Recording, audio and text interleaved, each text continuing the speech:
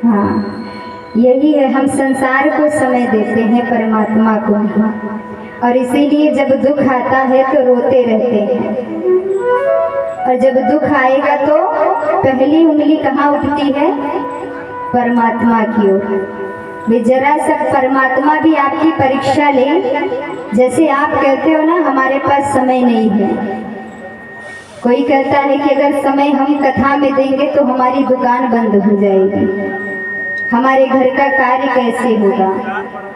जिस परमात्मा के नाम पर आप उस दुकान को खोल कर बैठे हो, अगर परमात्मा कृपा ना करे ना तो पूरी दिन आप दुकान खोल के बैठे रहो। लेकिन अगर परमात्मा ने उस दिन आपके ऊपर कृपा नहीं किया तो पूरे दिन दुकान खोलकर भी बैठे रहोगे, सिर्फ मक्खियां मारते रहोगे, कुछ भी लाभ होने वाला नहीं है। जो भक्ति करता है, जो भगवान को लेकर चलता है, उसी को धन मिलता है। और जो सिर्फ धन रखे जाता है, कमा कमा कर रखे जाता है तिजोरियों में भर भर के, तो तिजोरियां हम किसके लिए भर रहे हैं? पैसा किसके लिए कमा रहे हैं? पैसा कमा रहे हो अपने संतान के लिए, बेटे के लिए। और पूरी उम्र इंसान कमाता ही तो रहता है। किसी से अगर पूछ लिया जाए कि ये जमीन किसकी है, तो लोगों के मुख से पहले निकलती है मेरी है। किसका घर है? मेरी। किसकी पत्नी है? मेरी। यानी सिर्फ मैं निकलता है मानव के मुख से। और सिर्फ एक मनुष्य का ही स्वभाव नहीं है। आपके घर में जो दीवार पर छिपकलियां रहती है ना, अगर वो बोलती, उनसे पूछते तो वो भी यही कहती, ये घर मेरा है। अब रजिस्ट्री किसी के भी नाम की हो, उसको क्या पता, वो रहती है तो इसका मतलब मेरा घर है। तो ये जो मैं का शब्द है, जिस दिन ये हट गया उस दिन परमात्मा मिल जाएगा। और लाख तिजोरी जिंदगी भर भरते रहो, अंत समय में कुछ भी मिलने वाला नहीं है। फिर वहां जाकर हिसाब देना, हमारे पाप और हमारे पुण्य कौन लिखता है? बताइए। कितने लोग बोल रहे हैं भगवान लिखते हैं? जरा हाथ उठाइए। कथा तो आपने बहुत सुनी है, और मैया बता रही थी कि हमारे गांव में खूब कथा होती है। तो आप सब तो ज्ञानी बैठे हो, आपके आगे तो हम अज्ञानी हैं।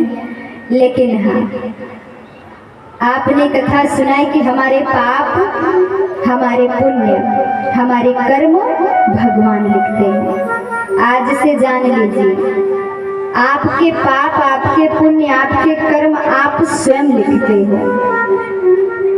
मैंने कल कथा में बोला था ना कि भगवान ने आपको स्वतंत्र छोड़ दिया है, सिर्फ विवेक देकर, बुद्धि देकर के।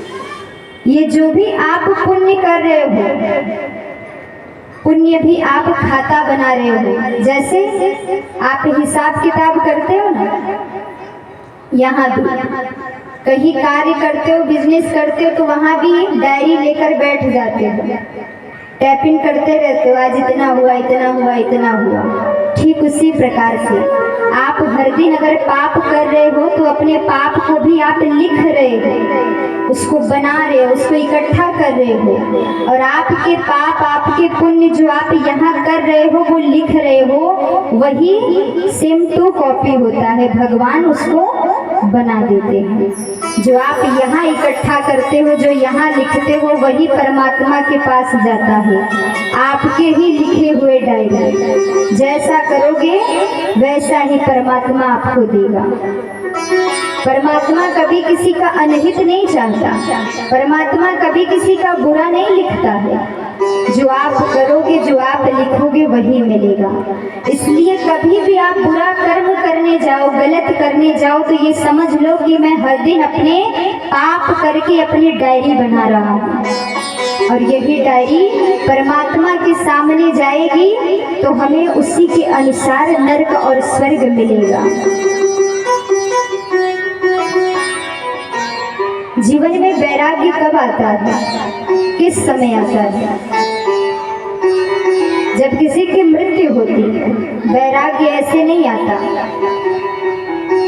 तो मृत्यु के समय लोग पीछे पीछे जाते हैं शमशान घाट में। जब उस स्थान पर आप पहुंचते हो तो एक समय के लिए मानो कि अंदर ये आता है कि यही गति सबकी होगी, जो इसकी हुई है यही मेरी भी होगी, एक दिन मुझे भी यही आना है। लेकिन जैसे ही आप शमशान घाट से बाहर निकलते हो, वो ऐसा समय था कि आपके अंदर थोड़ी वैराग्य आ गई। लेकिन जैसे ही आप मुड़ते हो, संसार की ओर आते हो, वैसे ही वैराग्य समाप्त हो जाता है। फिर अपनी दुनिया में वही पाप, वही गलत करना आरंभ कर देते हो। यही सोचते हो ना, जो होगा वो देखा जाएगा। तो अपने आंखों से आप मृत्यु भी देखते हो कि यहाँ कोई अमर नहीं है, सबको जाना है। तो कम से कम कार्य ऐसा करो कि जग नहीं जगदीश जाने। हम जग को, संसार को दिखाने के लिए कार्य करते हैं, लेकिन कभी परमात्मा को दिखाने के लिए नहीं। परमात्मा किस चीज का भूखा है? कहते हैं भाव का भूखा हूँ मैं।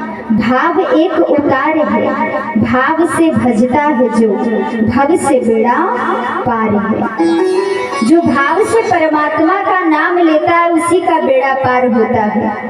बाकी सब तो यही डूब रहे हैं। और आपके बड़े बड़े जो आपने महल इत्यादि बनवाया है, भगवान उसके भूखे नहीं है। भगवान आपके भाव को बस देख रहे हैं। आप भरी हुई थाली ले जा करके 56 प्रकार के भोज रख दीजिए, क्या भगवान आपका खाता है? नहीं, क्योंकि हमारे अंदर इतनी सामर्थ्य ही नहीं है कि हम भगवान को खिला सके। लेकिन भगवान भाव देखते हैं कि मैंने तुझे इतना कुछ दिया है, तू मेरे समक्ष कितना अर्पण करता है। और मानो तब भी उसमें भी सोचता है, विचार करता है। ये सोचता है कि कितना मैं किसी को दे दूं। खून पसीने की कमाई है, दिन रात मेहनत करता हूँ। जिस मेहनत को आप करते हो अगर अच्छे कार्य में आप लगा दो।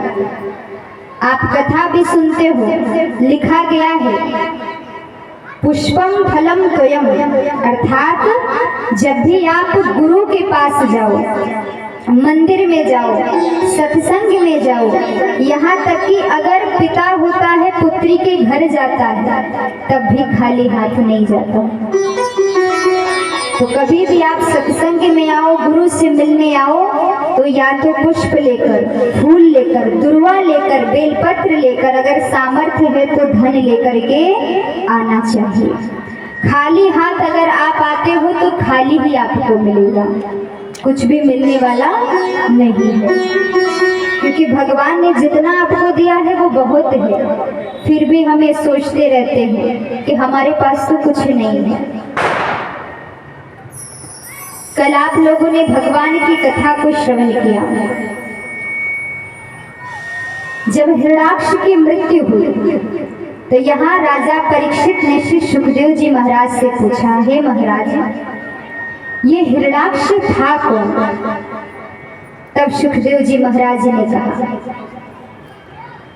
कि कश्यप ऋषि के ये पुत्र हैं, दिति और अदिति, दो पत्नी थी। विस्तार से सुखदेव जी महाराज कथा सुनाते हैं।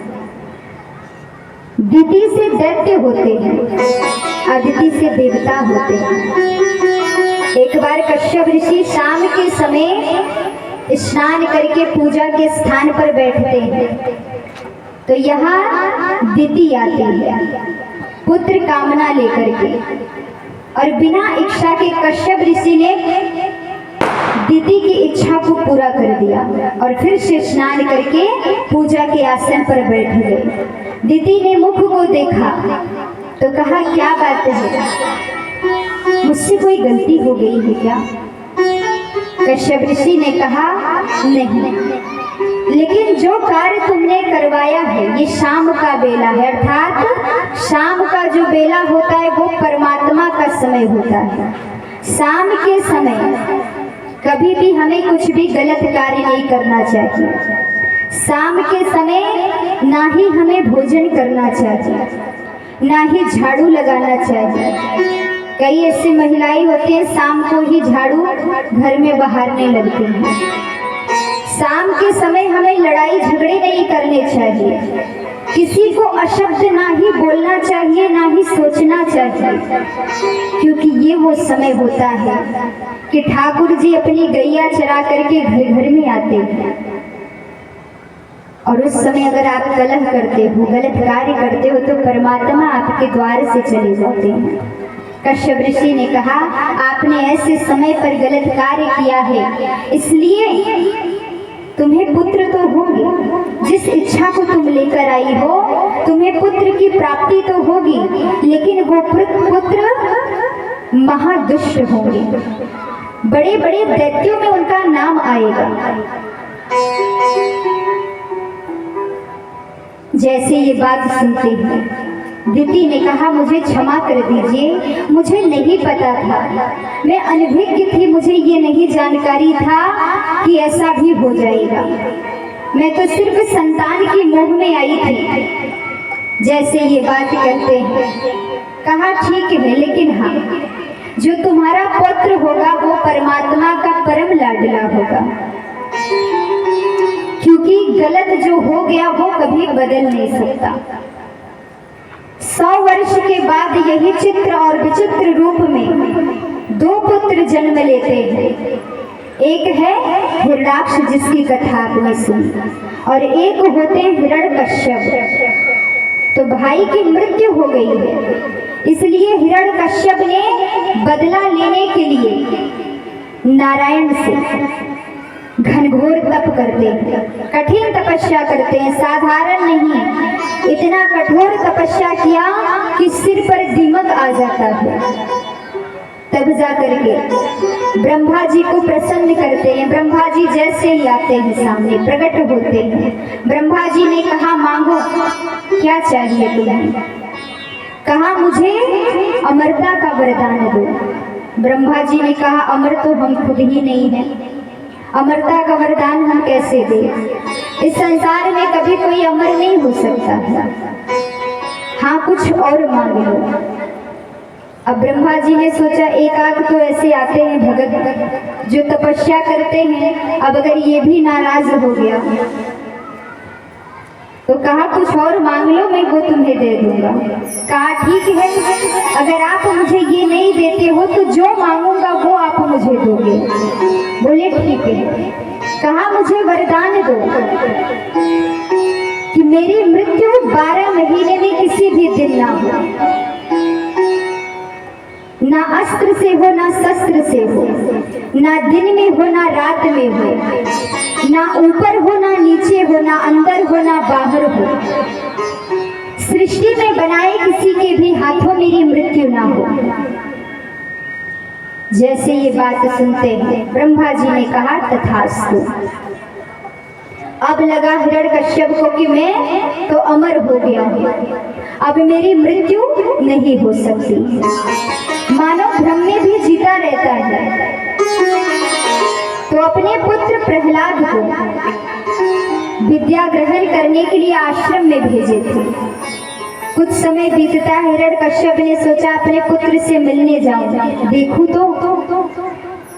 अब जैसे ही यहाँ पहुँचते हैं, रास्ते में है, विचार करते हैं पुत्र से मिलने जा रहा हूँ। और प्रहलाद जैसे भक्त जो संसार में आप तो भक्ति करते हो, भगवान का नाम लेते हो, लेकिन फिर भी आप भटक जाते हो रास्ते से। कई बार होता है ना, महिलाएं बैठी रहती हैं माला करने, तो माला करने आसन पर बैठी रहती है, लेकिन फिर भी ध्यान संसार में रहता है। माला कर रही है लेकिन ध्यान किधर है? कोई सामने से जा रहा है। तो कई बार होता है कि बातें भी करने लगती हैं, ध्यान भटकता रहता है। एक दिन अगर व्रत रह जाए तो लगता है कि बहुत ज्यादा हो गया आज तो, और 9 दिन रख लिया जाए तो लगेगा साल भर से भूखे पड़े थे, कुछ मिला ही नहीं खाने को। लेकिन यहाँ देखिए प्रहलाद जी जैसे भक्त, भगवान नारायण की इतनी भक्ति, और बाल्यापन से गर्भ से ही कहा जाता है कि जब गर्भ में अगर संतान पल रहा हो तो कहा गया है कि माता पिता को अपने चित्त को शांत रखना चाहिए, भजन कीर्तन करना चाहिए, लड़ाई झगड़े नहीं करना चाहिए, क्योंकि उसका प्रभाव संतान के ऊपर पड़ता है। तो यहाँ गर्भ से ही प्रहलाद जी प्रभु का नाम लेते थे। अब जिस आश्रम में थे उस आश्रम में भी छोटे छोटे बालकों के साथ हैं और भगवान नारायण की भक्ति कर रहे हैं, प्रभु का नाम ले रहे हैं, और ऐसे भक्त हैं कि साधारण भी नहीं है। जैसे बिजली का शॉर्ट लगता है ना, अगर एक व्यक्ति को करंट लग जाए तो दूसरे को तार पकड़ने की आवश्यकता नहीं है, जिसे शॉर्ट लगी है उसी को अगर आप स्पर्श कर लो तो उतनी ही शॉर्ट आपको भी लगेगी। तो यहाँ प्रहलाद जी जिसका हाथ पकड़ लेते, जिसके सर पर हाथ रख देते, वो भी भक्ति में मगन हो जाता। आज पूरे जितने बच्चे हैं सब के सब प्रभु का नाम ले रहे हैं और क्या कहते हैं, श्रीमन नारायण नारायण हरि हरि, श्रीमन नारायण नारायण हरि हरि, श्रीमन नारायण नारायण हरि हरि, नारायण नारायण हरि हरि।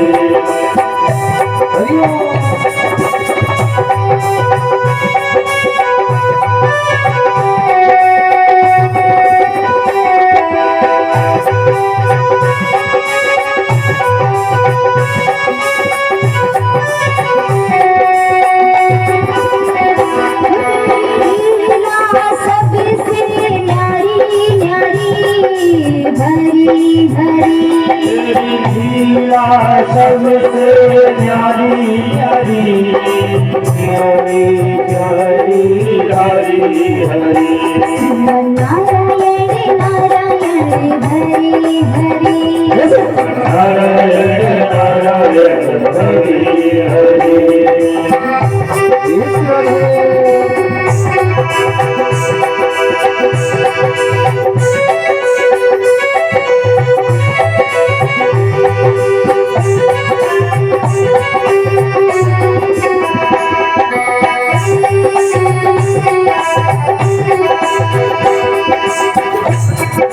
यहाँ जैसे हिरण्यकश्यप पहुँचता है सबके सब हरि हरि हरि हरि नाम ले रहे हैं। बीच में देखते हैं प्रहलाद जी को, अपने पुत्र को देख करके आज हिरण्यकश्यप को बड़ा क्रोध आया कि जिस नारायण का नाम आज तक किसी ने नहीं लिया, आज मेरे पुत्र ने उस नारायण का नाम लिया, वो नारायण मेरा दुश्मन है, और वैसे ही अपने पुत्र का हाथ पकड़ते हैं। लेकिन देखिए जिस प्रहलाद जी को अगर कोई स्पर्श कर ले तो वो भी नारायण नारायण का नाम लेने लगे। आज पिता ने अपने पुत्र का हाथ पकड़ा तो कुछ भी असर नहीं हुआ। क्यों? क्योंकि ये पहले से ही फ्यूज लाइट था, अर्थात अगर फ्यूज लाइट हो तो कितना भी करंट आप पकड़ाओ कोई भी असर नहीं करने वाला। तो ये तो प्रभु को पहले नहीं पसंद करता था, आज भरी सभा में लेकर आते हैं और पूरे सभा में कहता है हिरण्यकश्यप कि आज मैं तुम्हें ऐसी सजा दूंगा कि मेरे राज्य में आज तक नारायण का नाम किसी ने नहीं लिया। क्योंकि अगर कोई नाम ले तो हिरण्यकश्यप कहता है कि मैं उसकी जिह्वा काट लूंगा। इस डर से कोई भगवान का नाम नहीं लेता। विष का पात्र मंगवाते हैं पुत्र को पिलाने के लिए, वैसे ही माँ कयादू बीच में आकर खड़ी हो जाती है। माँ ने उस विष को पी लिया, माँ की मृत्यु हो जाती है। पिता ने कहा प्रहलाद तुम्हारे कारण तुम्हारी माँ की मृत्यु हुई है। प्रहलाद जी ने कहा मेरी माँ की मृत्यु नहीं हुई है, मेरी माँ तो मेरे नारायण भगवान के पास चली गई। ये देखिए भाव है। अब पुत्र को मरवाने के लिए हिरण्यकश्यप ने पहाड़ों से गिरवा दिया, लेकिन फिर भी ऐसी भक्ति है कि प्रहलाद जी को कुछ नहीं होता है। हाथियों के पैर के नीचे कुचलवाने के लिए छोड़ देते हैं, वहां भी कुछ नहीं हुआ। एक काल कोठरी में जिसमें भयंकर सर्प होते हैं, वहां प्रहलाद जी को बंद करवा देते हैं, लेकिन वहां भी भगवान नारायण का नाम प्रहलाद जी लेते तो वहां के सर्प भी नृत्य करने लगते हैं, स्पर्श तक नहीं किया। अब हिरण्याकश्यप सोचने लगा कि जब भी मैं इसे मरवाता हूँ तब कुछ ना कुछ ऐसा होता है कि ये बच जाता है। उसी समय हिरण्याकश्यप की बहन आती है जिसका नाम है होलिका। बहन को सारी बात बताते हैं। बहन ने कहा बस इतनी सी बात है, प्रहलाद को मैं मारूंगी क्योंकि मुझे आशीर्वाद मिला है कि मेरी मृत्यु ना जल से हो सकती है, ना अग्नि से, ना वायु से। आज स्वयं लकड़ियों का गट्ठर बनाया जाता है, उसमें आग लगाया जाता है, और आज देखिए एक बुआ स्वयं अपने भतीजे को लेकर जाती है गोद में, और जैसे ही जलते हुए अग्नि में बीच में बैठती है होलिका, वैसे ही भगवान नारायण का नाम लेते हैं प्रहलाद जी, और उसी समय होलिका जल के भस्म हो जाती है और प्रहलाद जी बच जाते हैं। बोलिए नारायण भगवान की।